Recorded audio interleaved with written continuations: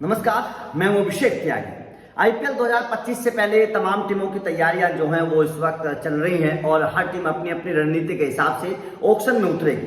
अब किस टीम को क्या चाहिए, समीकरण क्या बनते हुए नजर आ रहे हैं, किस तरीके से किस टीम की कहां पर जगह खानी है, और सबसे बड़ी बात यह भी ध्यान रखनी है कि पर्स क्या है और देशी और विदेशियों का भी ख्याल रखना है। उसी हिसाब से मैं आप लोगों को टारगेट खिलाड़ियों के बारे में बताता हूं।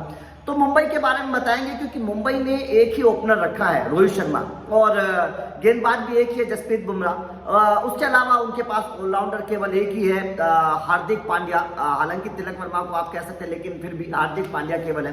तो ऐसे में मुंबई को तो 3 जगह पर मामला गड़बड़ है। ओपनर भी चाहिए मुंबई को विकेट कीपर भी चाहिए, मुंबई को गेंदबाज भी चाहिए। तो अपने इस वीडियो में बात करूंगा मुंबई के टारगेट ओपनर और बॉलर कौन कौन से होंगे, किन किन को टारगेट कर सकते हैं मुंबई, क्योंकि पर्स मुंबई के पास भी ज्यादा नहीं है, ज्यादा बड़े खिलाड़ियों के पीछे मुंबई भी नहीं जा सकती। ऐसे में मुंबई के टारगेट ओपनर और टारगेट बॉलर कौन से होंगे जिनके पीछे मुंबई जाएगी। तो सबसे पहले देखिए, ओपनर के तौर पर मुंबई अपने ईशान किशन के पीछे जरूर जाएगी, क्योंकि ईशान किशन को मुंबई ने इसलिए छोड़ा क्योंकि उनकी रकम बहुत ज्यादा थी। अगर उनको रिटेन किया जाता तो इतनी बड़ी रकम शायद ईशान किशन को देना मुंबई मुनासिब नहीं समझती थी। मुंबई चाहती है कि ईशान किशन थोड़े सस्ते मिल जाए, 8-10 करोड़ के भी मिल जाएंगे तो कोई प्रॉब्लम नहीं हो, क्योंकि अभी तक 16 करोड़ रुपए ईशान किशन को दिए जाते थे। तो ईशान किशन सबसे पहली चॉइस अभी भी मुंबई की है, क्योंकि मुंबई का जो महकमा है, रोहित शर्मा की बात कर लीजिए, आप सूर्या की बात कर लीजिए, तमाम खिलाड़ी एक साथ खेले हैं ईशान किशन के साथ। तो मुझे लगता नहीं है कि ईशान किशन को मुंबई छोड़ेगी, मुझे नहीं लगता। अपने खिलाड़ी को मुंबई जरूर वापस लेने की कोशिश करती है हमेशा, और ईशान किशन एक अच्छे ओपनर भी हैं और विकेट कीपर बल्लेबाज भी हैं। तो ईशान किशन को मुंबई किसी भी कीमत पर नहीं छोड़ेगी। तो सबसे पहले ईशान किशन मुंबई की टारगेट लिस्ट में होने वाले हैं। दूसरा खिलाड़ी क्विंटन डिकॉक है। ओपनर के तौर पर क्विंटन डिकॉक ओपनर भी है, विकेट कीपर भी है, तो क्विंटन डिकॉक आएंगे। और देखिए, बहुत बड़ी खबर एक और मैं बताने वाला हूं, क्योंकि जोस बटलर कुछ हद तक मुंबई इंडियंस जोस बटलर के पीछे भी जाएगी। ओपनर किस तरीके के हैं, क्योंकि मुंबई को पता है कि अगर सस्ते में जोस बटलर मिल गए, 8-10 करोड़ में भी आसपास, वैसे मिलेंगे नहीं। जोस बटलर की जो रकम है वो 100% 15 करोड़ से ऊपर जाएगी। लेकिन अगर मामला बन गया तो कोई नुकसान नहीं है जोस बटलर के मामले में भी। जोस बटलर भी जिस तरीके के खिलाड़ी हैं। एक और नाम इस वक्त आगे चल रहा है, मुंबई जो है उसके पीछे जा सकती है। उसका नाम है वेंकटेश अय्यर। मुंबई इंडियंस वेंकटेश अय्यर के पीछे जा सकती है। ये बहुत बड़ा अपडेट आया है, क्योंकि वेंकटेश अय्यर ऊपरी क्रम के बल्लेबाज है, ऑलराउंडर है। सबसे बड़ी बात क्या है कि मुंबई ये चाहती है कि उनके पास तेज गति के ऑलराउंडर हों। जैसे उन्होंने पहले ऑस्ट्रेलिया के कैमरून ग्रीन को खरीद लिया था एक बार, और बड़े महंगे दाम में खरीदा था कैमरून ग्रीन को। उसी तरीके से मुंबई हार्दिक पांड्या के साथ साथ एक दूसरे ऑलराउंडर को रखना चाहती है, जिसका नाम वेंकटेश अय्यर है। तो वेंकटेश अय्यर के पीछे भी मुंबई इंडियंस ओपनर के तौर पर जा सकती है, लेकिन उसके बाद में फिर उनको विकेट कीपर अलग से खरीदना पड़ेगा। ये फिर मुंबई इंडियंस की प्लानिंग में शामिल हो जाएगा, उनको फिर विकेट कीपर अलग से खरीदना पड़ सकता है। तो ये एक बड़ी बात है। उसके बाद में मुंबई इंडियंस एक और नौजवान खिलाड़ी को खरीदना चाहते हैं ओपनर के तौर पर, उसका नाम है जैक फ्रेजर मैकगर्क। जी हाँ, आपको याद है ना दिल्ली कैपिटल का वो खिलाड़ी Jack Fraser McGurk. Jack Fraser McGurk को भी मुंबई इंडियंस अपने साथ टारगेट करना चाहती है। और जैक फ्रेजर मैकगर्क अगर सस्ते में मिल गए तो कोई नुकसान नहीं है मेरे भाई, कोई नुकसान नहीं है। अगर जैक फ्रेजर मैकगर्क सस्ते में मिल गए तो भाई सिर्फ एक तूफानी ओपनर मिल जाएगा, जो शुरुआत में पावर प्ले का बखूबी इस्तेमाल करता है और बहुत ताकतवर अंदाज में बल्लेबाजी करता है। तो जैक फ्रेजर मैकगर्क के पीछे भी मुंबई इंडियंस जाएगी। और मुझे लगता है कि जैक फ्रेजर मैकगर्क कोई ज्यादा महंगे मिलेंगे नहीं, मुझे भी ऐसा लगता है कि कोई ज्यादा महंगे जैक फ्रेजर मैकगर्क मिलेंगे नहीं। उसके बाद में विकेट कीपर बल्लेबाज फिल सॉल्ट एक बहुत बेहतर खिलाड़ी हैं, और मुंबई इंडियंस के खेमे में विदेशी खिलाड़ी भी नहीं है। तो ऐसे में मुंबई इंडियंस अपने 4 विदेशी खिलाड़ियों पर दाव लगा सकती है, जिन्हें प्लेइंग 11 में मुंबई खिला सकती है। तो ऐसे में Phil Salt, Jos Buttler, Quinton de Kock जैसे बल्लेबाज उनकी लिस्ट में हो सकते हैं। ये मुंबई इंडियंस का जो प्लान है वो उनकी लिस्ट में है। उसके बाद में हैरी ब्रुक्स का हालिया प्रदर्शन बहुत अच्छा रहा है। हालांकि पिछले 2 सालों में आईपीएल में कुछ खास नहीं कर पाए, लेकिन हालिया प्रदर्शन हैरी ब्रुक्स का बड़ा अच्छा रहा है। तो हैरी ब्रुक्स को भी टारगेट कर सकती है मुंबई इंडियंस, जो अपडेट आ रहा है। तो बहुत तूफानी अंदाज के बल्लेबाज भी हैरी ब्रुक्स, तो ये भी, और विकेट कीपर का भी फायदा हो जाएगा। तो यहां पर मुंबई इंडियंस को फायदा होने वाला है। तो हैरी ब्रुक्स को भी टारगेट किया जा सकता है। उसके बाद में अगर तेज गेंदबाजी की बात करें तो मुंबई इंडियंस देखिए जसप्रीत बुमराह है। जसप्रीत बुमराह के साथ तो उनका साथी है, जोड़ीदार ऐसा होना चाहिए जो उसी तरीके की गेंदबाजी कर सके, उसी तरीके से बेहतर विकेट चटका सके, प्रेशर को रिलीज ना होने दे जैसे जसप्रीत बुमराह बनाएंगे।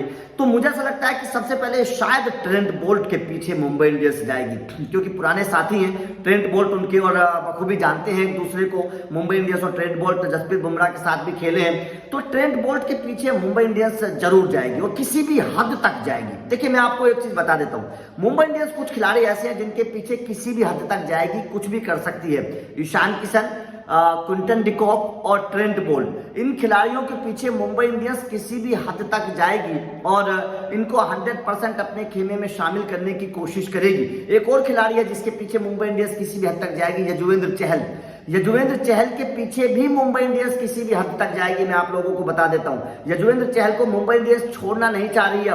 अब यजुवेंद्र चहल को मुंबई इंडियंस लेना चाह रही है, क्योंकि उनको बड़ा फायदा होगा यजुवेंद्र चहल को लेने से। मुंबई इंडियंस की गेंदबाजी में पिछले कई सालों को अगर हम देखें तो एक कमी हमेशा रही है कि उनके पास अच्छा स्पिनर नहीं रहा है, अच्छे स्पिनर्स की कमी उनके पास खली है। ऐसे में मुंबई चाहती है कि 2025 में अगर चैंपियन बनना है तो उनके पास एक विकेट टेकर स्पिनर होना चाहिए जो विकेट लेना जानता हो। तो ऐसे में वॉशिंगटन सुंदर है, उसके बाद में शाहबाज नदीम है, इसके बाद में फिर आपके यजुवेंद्र चहल हैं, दीपक चहर ऑलरेडी उनके साथ रह चुके हैं, राहुल चार ऑलरेडी उनके साथ रह चुके हैं। तो ऐसे में कई सारे स्पिनर्स ऐसे सामने आ रहे हैं जिनको मुंबई इंडियंस जरूर किसी भी हद तक टारगेट करने की कोशिश करेगी और मुंबई इंडियंस शायद इन खिलाड़ियों को कभी नहीं छोड़ेगी। तो ये खिलाड़ी वो है जिनके पीछे मुंबई इंडियंस अपनी जी जान लगा देगी। उसके बाद में ट्रेंट बोल्ट सबसे पहले टारगेट लिस्ट में होंगे, रबाड़ा दूसरे टारगेट लिस्ट में होंगे मुंबई इंडियंस के। विदेशी गेंदबाजों की अगर मैं बात करूं, क्योंकि मुंबई इंडियंस के पास 4 स्लॉट पूरे के पूरे खाली हैं विदेशी गेंदबाजों के, तो आपके पास ट्रेंट बोल्ट होंगे, आपके पास रबाड़ा होंगे, आपके पास जोफ्रा आर्चर होंगे। तीसरे तेज गेंदबाज के तौर पर आपके पास जोफ्रा आर्चर है। जोफ्रा आर्चर को भी मुंबई इंडियंस टारगेट करेगी, क्योंकि इस वक्त तो अच्छी फॉर्म में भी है।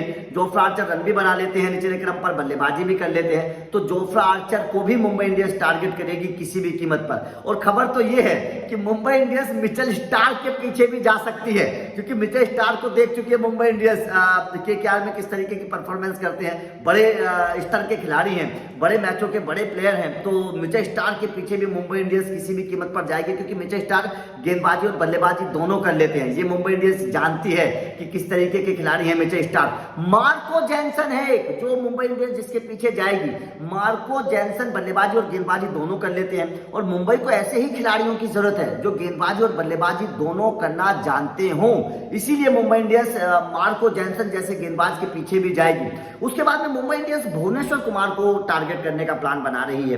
भुवनेश्वर कुमार को भी मुंबई इंडियंस टारगेट करेगी, क्योंकि भुवनेश्वर कुमार किस तरीके के गेंदबाज मुंबई जानती है। मुंबई की पिच पर आपको पता है वानखेड़े पर शुरुआत में गेंदबाजों को स्विंग मिलती है, मदद मिलती है। ऐसे में भुवनेश्वर कुमार जो है वहां पर बहुत सटीक गेंदबाज साबित हो सकते हैं। अगर भुवनेश्वर कुमार को ले लिया तो बहुत अच्छी तरीके से एक तरफ से भुवनेश्वर कुमार प्रेशर बनाएंगे, दूसरी तरफ से जसप्रीत बुमराह बनाएंगे। दोनों पावर प्ले के भी गेंदबाज हैं और दोनों डेथ ओवर के भी गेंदबाज हैं। भुवनेश्वर कुमार डेथ ओवर के भी बहुत अच्छे गेंदबाज हैं, तो ये भी काम मुंबई इंडियंस करने वाली है। और उसके बाद मुंबई इंडियंस की नजर नटराजन के ऊपर भी है, नटराजन को लेने वाली है। अर्शदीप सिंह के बारे में आप हो सकता है कमेंट में कुछ लोग लिखें, लेकिन अर्शदीप सिंह शायद बजट से ऊपर जाएंगे। अर्शदीप सिंह शायद बजट से ऊपर चले जाएंगे मुंबई इंडियंस के लिए, इसलिए क्योंकि 10, 12, 13, 15 करोड़ से कम मुझे लगता नहीं अर्शदीप सिंह दिखेंगे। और मुंबई इंडियंस का शायद उतना बजट नहीं होगा कि किसी एक खिलाड़ी के ऊपर 15 करोड़ रुपए खर्च कर दे, क्योंकि उनके बाकी भी खिलाड़ी खरीदने हैं और ज्यादा बजट मुंबई इंडियंस के पास नहीं। तो शायद अर्शदीप सिंह के पीछे ना जाए,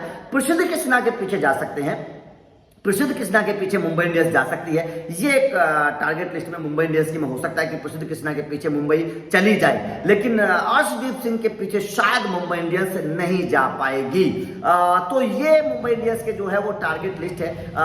बल्लेबाजी में आपको पता है क्विंटन डिकॉक के पीछे जाएंगे, ईशान किशन के पीछे, बटलर के पीछे थोड़ी हद तक। हालांकि मुझे लगता है कि शायद बटलर मुंबई में जा नहीं पाएंगे, लेकिन अगर चले गए तो मुंबई का मजा आ जाएगा। लेकिन Quinton de Kock, Ishan Kishan, Phil Salt और उसके बाद में आपके विकेट कीपर बल्लेबाज हैरी ब्रुक्स, इनके पीछे मुंबई इंडियंस किसी भी कीमत पर जाएगी।